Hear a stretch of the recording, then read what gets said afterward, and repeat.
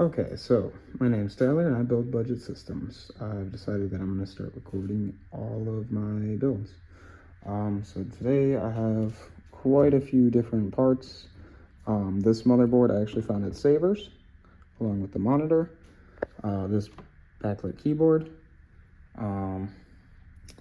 the power supply. This actually came out of a Dell XPS that I got off Facebook Marketplace in a deal for like 3 computers for 30 or 40 bucks or something. So I pulled that out of an old Dell system.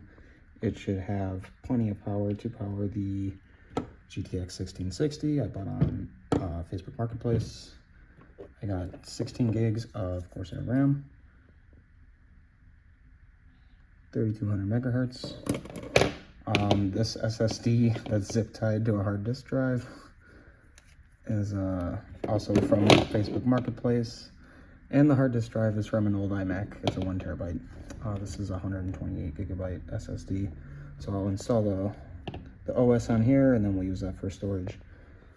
The CPU in here I got again on a Facebook Marketplace deal, and then the case I also picked up on Facebook Marketplace for about $45.